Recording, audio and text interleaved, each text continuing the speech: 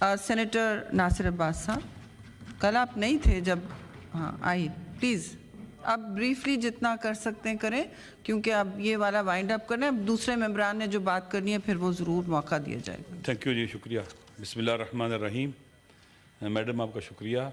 میں بالکل نیا ہوں یہاں پر، اس سے پہلے کبھی سینٹ میں نہیں رہا، نہ کسی پارلیمنٹ میں رہا، اور یہ تقریباً یہاں جتنے موجود ہیں سب میرے سینئرز ہیں اور سب مجھ سے زیادہ تجربہ کار ہیں یہاں پر، اور میں کوشش کروں گا کہ میں سیکھوں بھی، اور یہ بھی کوشش کروں گا کہ جو حلف اٹھایا اس کے مطابق بات کروں۔ کبھی اگر میری طرف زیادتی ہے تو اس کو میں زیادتی کہوں گا، اور کبھی نہیں کہوں گا جو میں کہہ رہا ہوں وہ حق اور سچ ہے، جو میرے مقابلے میں صحیح کہہ رہا ہے اس کو غلط کہوں گا انشاءاللہ۔ تو سیکھوں گا انشاءاللہ، یہاں بڑے سینئرز بیٹھے ہوئے ہیں دوست، اور کوشش کروں گا کہ پاکستان کے مظلوم عوام کا ایک نمائندہ بن کر رہوں اور ان کے حقوق کی جنگ لڑوں، اور ان کے لیے جہاں تک سینٹ میں کام ہو سکتا ہے انشاءاللہ سب کے ساتھ مل کر کام کروں۔ کل جو واقعہ ہوا رؤف حسن صاحب کا، یہ قابل مذمت ہے، اور میرے خیال میں اس ایوان میں کوئی بھی ایسا نہیں جس نے اس کی مذمت نہ کی ہو، اور اس کے بارے میں تحقیقات ہونی چاہیے اور اس کا باقاعدہ مواخذہ ہونا چاہیے ان کا جنہوں نے یہ کام کیا ہے۔ دوسرا، فرحاد احمد، سید فرحاد احمد ایک شاعر ہے، ایک صحافی، ایک جرنلسٹ ہے، غریب آدمی ہے، 2 قصو میں 5 مرلے کا گھر اس کا کرائے کا ہے، کوئی مالدار آدمی نہیں ہے، کوئی بینک بیلنس نہیں رکھتا، وہ مسنگ ہو گیا ہوا ہے۔ میرے خیال میں یہ ایک ظلم ہوا ہے، اور اس ایوان کو اس حوالے سے آواز اٹھانی چاہیے تاکہ اس غریب آدمی کے جو بیوی بچے ہیں وہ یہ سمجھیں کہ اس وطن کے اندر، پاکستان کے اندر ہمارے حق میں بولنے والے موجود ہیں اور ہمارے حقوق کی جنگ لڑنے والے موجود ہیں، اور ہمیں انصاف دلوائیں گے۔ لہذا یہ کام بھی قابل مذمت ہے، اور مسنگ کرنا میرے خیال میں ایک مہذب ملک کے اندر تو قابل برداشت نہیں ہے۔ نہ اس کا قانون اجازت دیتا ہے، نہ آئین دیتا ہے، نہ دین اجازت دیتا ہے، نہ انسانی ویلیوز اور اقدار اجازت دیتی ہیں کہ آپ اٹھائیں لوگوں کو مسنگ کریں۔ میں ایسے دوستوں کو جانتا ہوں، لوگوں کو جو 7 سال سے مسنگ ہے۔ جب وہ مسنگ ہوئے تھے تو اس وقت کے ڈی جی سی کہتے تھے ان کے گھر والوں کو کہ 1 ہفتے میں آ جائے گا، 2 ہفتے میں آ جائے گا۔ وہ 1 ہفتہ، 2 ہفتہ، 4 ہفتے اب کئی سال میں بدل گئے ہیں۔ جو بچے ان کے 4 کلاس میں پڑھتے تھے وہ میٹرک کر چکے ہیں، اور ان کی مائیں انتظار کرتے کرتے مر چکی ہیں۔ اور یہ ایک مسنگ پرسن کا مسئلہ انتہائی علمیہ ظلم ہے۔ اس حال کے اندر میں نے جو کل سے سنا ہے، ہر ایک کو تشنہ عدالت پایا ہے، عادل نہیں ہے، انصاف نہیں ہے، ظلم ہو رہا ہے، زیادتی ہو رہی ہے، لاقانونیت ہو رہی ہے، حق پامال کیا جا رہا ہے، اور اس میں کسی کا بھی اختلاف نہیں تھا۔ یہ زیادتی کسی کے ساتھ بھی نہیں ہونی چاہیے، ہمارے دشمن کے ساتھ بھی نہیں ہونی چاہیے، کسی کا بھی حق پامال نہیں ہونا چاہیے، ہمارے دشمن کا بھی حق پامال نہیں ہونا چاہیے۔ اگر ہم اس نقطے پر آ جائیں کہ عدل اور انصاف رول آف لا کے بغیر ممکن ہی نہیں ہے، رول آف لا نہیں ہوگا تو عدل و انصاف کبھی نہیں ہو سکتا۔ آئیں رول آف لا کی طرف چلیں، اس ملک کو قانون کی عملداری دیں، آئین کی سربلندی حکمرانی دیں۔ اگر آئین پر عمل ہو، قانون پر عمل ہو، یہ دکھ درد جو ہم یہاں اپنے لے کے بیٹھے ہوئے ہیں ان کا موقع نہیں ہے گا ہم اپنے عوام کے ترجمان بنیں گے۔ ایک دوست نے کہا، بزرگ نے کہا کہ 25 کروڑ عوام کے یہاں پر ہم نمائندے موجود ہیں۔ جس حال سے ہمارے عوام گزر رہے ہیں، پاکستان کے عوام، جس مہنگائی کے، بجلی کے بل دیکھ لیں، آپ سب معاشرے میں رہتے ہیں، میں بھی معاشرے میں رہتا ہوں، بے روزگاری کو دیکھ لیں، مشکلات کو دیکھ لیں، تعلیمی سہولتیں ان کے لیے نہیں ہیں، ہیلتھ کی سہولتیں نہیں ہیں، مہنگائی کی چکی میں پس رہا ہے ہمارا معاشرہ طبقہ جو ہے، مڈل کلاس کے لوگ نیچے گر رہے ہیں، مڈل کلاس سے فقر بڑھ رہا ہے، ہر طرف بڑھ رہا ہے۔ حضرت علی علیہ السلام کا قول ہے، قاد الفقر ان یکون کفرا، بعض اوقات غربت اور فقر انسان کو کفر کی طرف لے جاتا ہے۔ لوگ اس طرح سے سماجی اور اخلاقی برائیاں پیدا ہوتی ہیں۔ تو میرے خیال میں ہمیں چاہیے کہ ہم عدل سب کے لیے مانگے، انصاف سب کے لیے مانگے، صرف اپنے لیے نہیں۔ میں دیکھیں اس وقت پاکستان میں حالیہ دنوں میں، پہلے بھی اور ابھی بھی 10-12 ہزار جو میں نے سنا ہے سیاسی قیدی ہیں، خواتین قیدی ہیں۔ ڈاکٹر یاسمین راشد صاحب سے میں آج تک نہیں ملا ہوں، لیکن میں نے انہیں دیکھا ہے، پڑھا ہے، سنا ہے۔ ایک معزز خاتون ہے، پڑھی لکھی خاتون ہے، وہ دہشت گردی کے کیسوں میں پکڑی ہوئی ہے۔ عالیہ حمزہ صاحبہ کے والدہ میرے گھر آئیں، ایک انتہائی کیا اسے کہتے ہیں کہ پڑھی لکھی خاتون، سکول ٹیچر، ہیڈ ماسٹر، وہ اپنی بچی کے لیے کہہ رہی تھی کہ میری بچی کے لیے آواز اٹھائیں۔ وہ عالیہ حمزہ کا شوہر کینسر میں مبتلا ہے، کینسر کا مریض ہے، بچے چھوٹے چھوٹے ہیں، کبھی لاہور میں، کبھی میاں والی میں، کبھی سرگودا میں اس کو لے جایا جاتا ہے ایک ہی وقت کے کیسز میں. یہ نا انصافی ہے. اسی طرح سے اس طرف بیٹھے ہوئے دوست جو ہیں جس کے ساتھ بھی ظلم ہوا ہے وہ زیادتی ہے، نا انصافی ہے. ہم سب کو کنڈیم کر دیں کہ یہ نہیں ہونا چاہیے. دیکھیں حضرت علی علیہ السلام نے جب انہیں ضرب لگی فر کے مبارک پر، وہ بستر شہادت پر تھے، تو ایک وصیت کی انہوں نے کہ اپنے بیٹوں کو کون للظالم خصما وللمظلوم اونا، ظالموں کے دشمن بن کے رہنا اور مظلوموں کے مددگار بن کے رہنا. سوسائٹی میں دو ہی طبقے ہیں، ظالم اور مظلوم. ہمیں مظلوم کے ساتھ کھڑا ہونا ہے. ہم اگر کہتے ہیں کہ ہم 25 کروڑ عوام کے نمائندے ہیں تو 25 کروڑ عوام میں جو مظلوم ہیں وہ اکثریت ہے، ہمیں ان کا نمائندہ بننا پڑے گا. کیا وہ ہمیں کہتے ہیں کہ میں ان کا نمائندہ ہوں؟ میں کب ان کا نمائندہ بنوں گا؟ جب ان کا ترجمان بنوں گا. جب میں بولوں گا وہ سمجھیں کہ ہم بول رہے ہیں، جب میں چلوں گا وہ سمجھیں کہ ہم چل رہے ہیں. اس وقت پاکستان میں آپ دیکھ لیں مظلوموں کا حال، دنیا میں ایسے ہی ہے. غزہ میں دیکھ لیں، غزہ کے مظلوم آج دنیا کی مہذب اور سویلائزڈ کلچر جو اپنے آپ کو ڈیموکریسی، جمہوریتیں اور حکومتیں کہتے تھی، وہ بے نقاب ہو چکی ہیں. نسل کشی ہو رہی ہے. دیکھیں غزہ میں عورتیں ماری جا رہی ہیں، بچے مارے جا رہے ہیں. کون سپورٹ کر رہے ہیں؟ امریکہ، برطانیہ، یورپ. اور ہم جناب والا چاہتے ہیں کہ ان قاتل اور درندوں کے ساتھ نرملائزیشن کریں. اسرائیل کے ساتھ نرملائزیشن کی باتیں پاکستان میں ہونا شروع ہو گئی تھی. اس درندے کے ساتھ اس کا سفارت خانہ ہمارے ملک میں کھلے گا. پاکستان کے غیرت مند عوام یہ کبھی برداشت نہیں کریں گے کہ قاتل، مجرم، انلیگل، انلیجٹیمیٹ حکومت کے یہاں پر سفارت خانے کھلے، نمائندگی اس کی یہاں پر ہو. ہم برداشت نہیں کریں گے. یہ ظلم کے ساتھ دینا ہے، ان کو قبول کرنا. ہم ظالموں کا ساتھ نہیں دیں گے. پک اینڈ چوز نہیں ہو سکتا. سینیٹر صاحب آپ کس سفارت خانے کی بات کریں؟ اسرائیل کا کوئی سفارت خانہ؟ بات ہو رہی تھی نارملائزیشن کی، بات ہو رہی تھی. این ڈی یو میں باتیں ہوئی ہیں. این ڈی یو میں باجوہ صاحب نے سب ایم این ایز کے ساتھ جو وہاں پر موجود تھے، سیاستدان تھے، بیوروکریٹ سے، وہاں بات کی. لہذا بہرحال مجھے خوشی ہے کہ آپ کہہ رہی ہیں کہ یہاں پر کوئی بھی نارملائزیشن کی طرف بات نہیں جائے گا اور ہمارا سینٹ اس کے مقابلے میں کھڑا ہو جائے گا انشاءاللہ. جی انشاءاللہ. اسی طرح سے وزیر اس وقت بیٹھے ہیں، وہ آپ وائنڈ اپ کریں تو وضاحت کریں گے. جی میں ختم کرتا ہوں انشاءاللہ. ایمل صاحب میں اسی طرح سے پلیز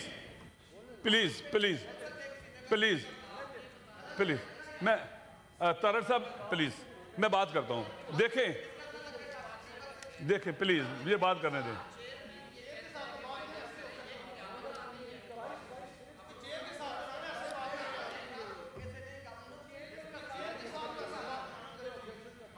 ابرو صاحب آپ اپنے پلیز آپ تجاوز کر رہے ہیں. اگر آپ کو رولز کا نہیں ادراک تو مجھے بھی آپ کو آپ کا مائک آن کرنے کا کوئی پلان نہیں ہوگا، منصوبہ نہیں ہوگا. بالکل چیئر رولنگ دے سکتے ہیں. آپ بیٹھ جائیے، تشریف رکھیں مولانا صاحب.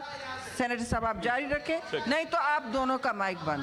تھینک یو جی. آپ کو رولز کا نہیں پتا تو آپ تشریف لے جائیے. میری گزارش ہے کہ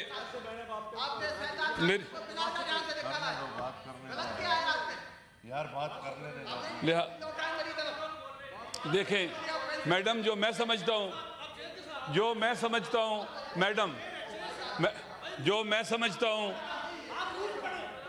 آپ لوگ تمیز کے دائرے میں رہیں پلیز. کسی کی حتک کرنے کی ضرورت نہیں ہے. میرے خیال میں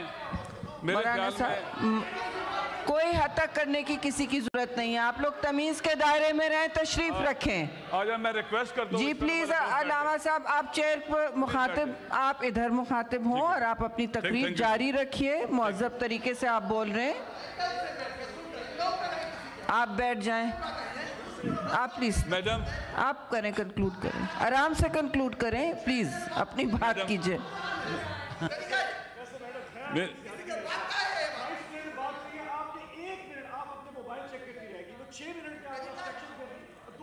میں نے ان سے کہا ہے آپ آرام سے بات کیجئے، آپ تشریف رکھیے. حوصلہ کریں آن صاحب. ان کو بات کرنے دیں، ان کا ٹائم مت لیں. جی مولانا صاحب. سینیٹر صاحب آپ جاری رکھیں. بالکل میرا حق ہے میں ان سے پوچھوں کہ سفارت خانہ کھل رہا ہے کہ نہیں. جی ٹھیک ہے.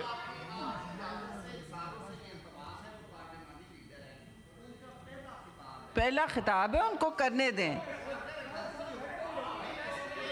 میں نے بالکل نہیں روکا ہے ان کو.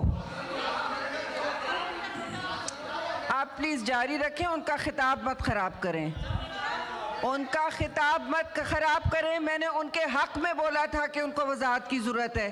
آپ پلیز علامہ صاحب please carry on, please carry on. Please میری بات اپنے سن لیں. اسپیکرز کو تنگ کر رہے ہیں جی. آپ چلیے، اب مہربانی کریں میری بات. آپ اپنے اطمینان سے بولیے جی. دیکھیں، عدل جو ہے، عدل کا نفاذ یعنی قانون کی حکمرانی اس وقت ہوگا جب عدل جو ہے ہم اس سے عشق کریں گے. مولا علی علیہ السلام کے پاس ایک رات وہ کہتے ہیں کہ شخص آیا تو میں نے کہا یہ کیا لے کے آؤ میرے لیے تم؟ ہدیہ ہے، عطیہ ہے، کیا ہے یہ؟ زکوٰۃ ہے، صدقہ ہے جو ہم پر حرام ہے. اس نے کہا یہ آپ کے لیے ہدیہ ہے. تو میں نے کہا تجھ پر رونے والیاں روئیں.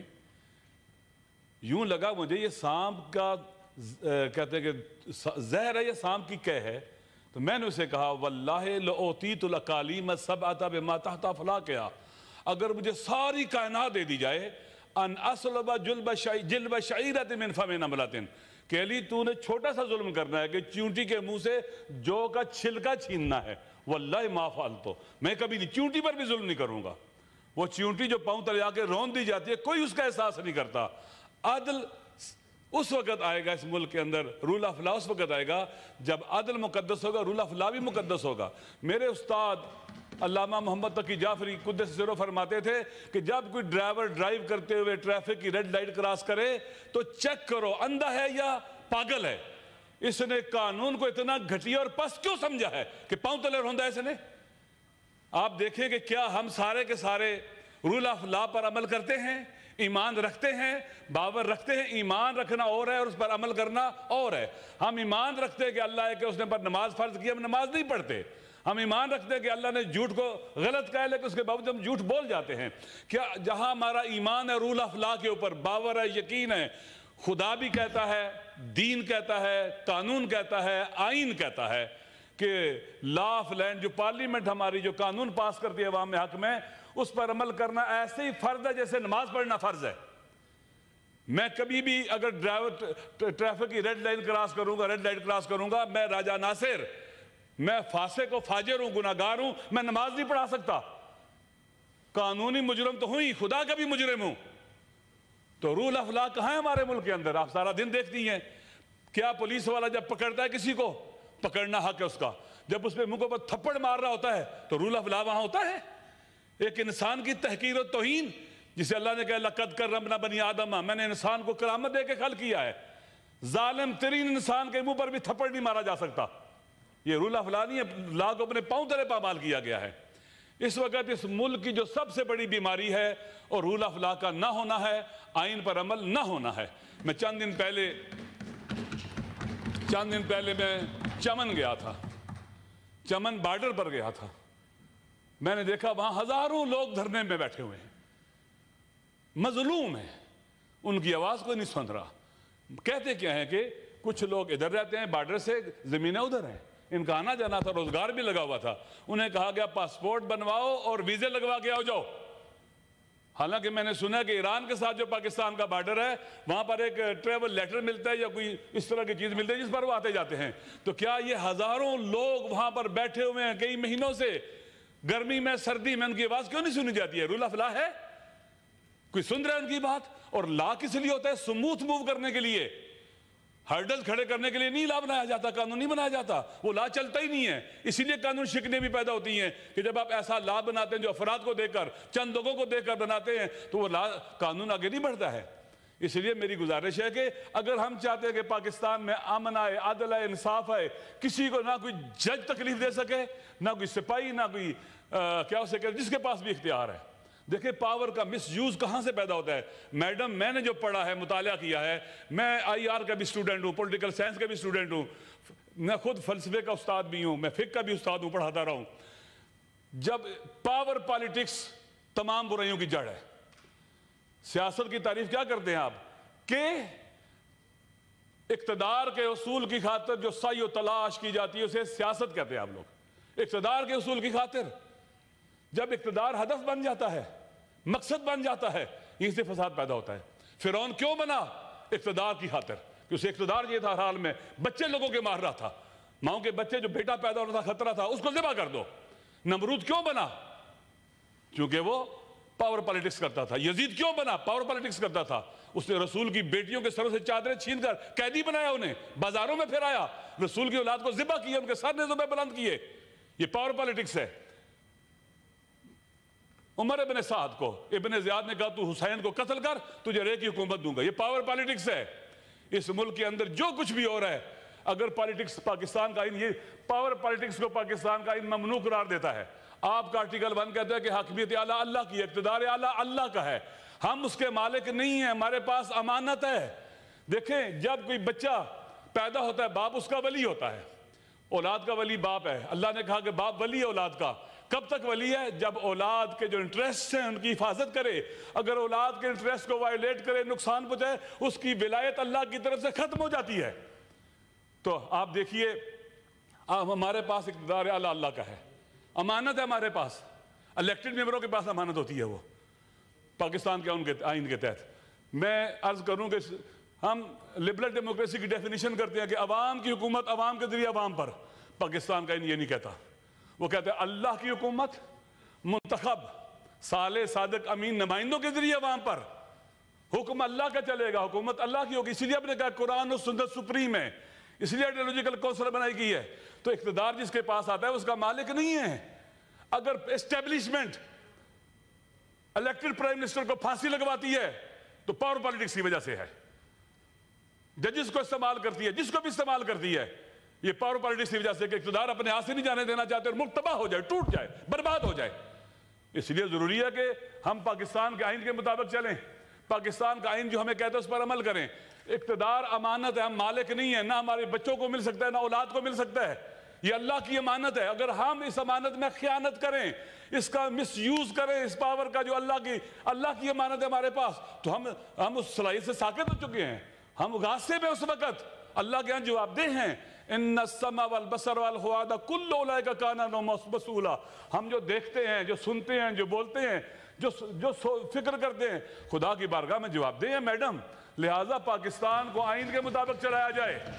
آج جو لوگ جیلوں میں پڑے ہیں، کوئی بھی ہے بے گناہ ہے، پی ٹی آئی کے ہیں، عمران خان صاحب ہیں، یا کوئی اور بھی ہیں، جو بھی بے گناہ ہے، وہ نون لیگ کا ہے، وہ پیپلز پارٹی کا ہے، کسی بھی پارٹی کا ہے، یا کسی پارٹی کا نہیں، مظلوم ہے، ہم سب کی ذمہ داری ہے کہ ان کے لیے آواز اٹھائیں، ہم ان کے لیے بولیں، یہاں سے شروع کریں۔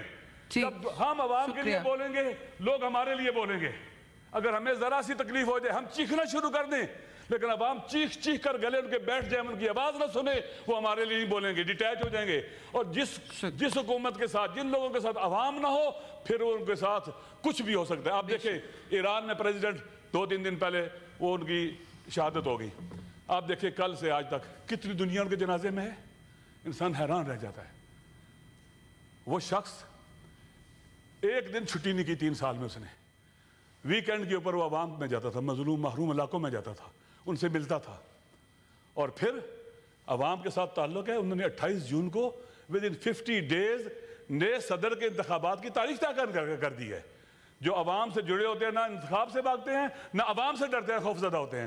اگر ہم عوام کے حقوق کے لیے لڑیں گے، ہم کوئی چھٹی نہیں کریں گے، جائیں گے، ہم سب جائیں، ہم سینیٹرز ہیں، ہم جائیں بلوچستان کے مظلوم اور محروموں کے پاس، انگیج کریں ان کو، ہاریوں کے پاس جائیں، مزدوروں کے پاس جائیں، پسے ہوئے کچلے طبقے کے پاس جائیں، انہیں انگیج کریں۔ آپ ہمارے بھائی ہیں، ہم آپ کے لیے لڑیں گے، مریں گے، وہ ہمارے لیے بھی اٹھیں گے، پاکستان کے ساتھ کھڑے ہو جائیں گے، پاکستان آگے بڑھ جائے گا۔ آج اس حال میں پہنچ چکا ہوا ہے، یہ پاور پالیٹکس کا نتیجہ ہے۔ پاور پالیٹکس کی وجہ سے پاکستان ٹوٹا ہے، پاور پالیٹکس کی وجہ سے یہاں پر کھلواڑ کھیلا گیا ہے، آئین کے ساتھ، دستور کے ساتھ، عوام کے ساتھ، اور آج بھی کھیلا جا رہا ہے۔ انشاءاللہ مجھے امید ہے کہ اگر ہم عوام کے لیے اٹھیں گے، اب گلگت بلتستان میں آپ دیکھ لیں، آخری بات، گلگت بلتستان میں حساس علاقہ ہے، وہاں پر ابھی آپ دیکھیں ایس اے ایف کے ذریعے لوگوں کی زمینیں لی جا رہی ہیں، وہاں کے لوگ ناراض ہیں، کشمیر کی طرف خدا نہ خواستہ وہاں صورتحال پیدا نہ ہو جائے۔ وہاں پر یونیورسٹی کے لیے بلتستان میں وائس چانسلر کا انتخاب ہونا ہے، کتنا عرصہ وہ نہیں ہوا ہے، اور ایک ایسے بندے کو مسلط کیا جا رہا ہے جو لوگ پسند نہیں کرتے، اور اس کے مقابلے میں بہترین لوگ ہیں، کوئی جی سی کا ہے، کوئی یونیورسٹی کا ویسے حاصل کر چکا ہے، کوئی اور یونیورسٹی کا، ان میں سے کسی کو بنا دیں، لوگ قبول کرنے کو تیار ہیں۔ جو پہلا ہے وہ وہاں لوگوں کی نظروں میں بدنام ہے، تعلیمی ادارے میں لوگ برداشت نہیں کرتے۔ میری گزارش یہ ہے کہ ہماری حکومت جو ہے عوام کے ساتھ کھڑی ہو، عوام کی آواز، عوام کا ترجمان بنے، عوام کا ساتھ دیں، اور خدا نہ خواستہ عوام اگر چیز کو ناپسند کرتے ہیں اور اس میں کوئی حرج بھی نہیں ہے، اس سے بہتر جی شکریہ، آپ کا پوائنٹ بہت وضاحت سے آ گیا، بہت بہت شکریہ۔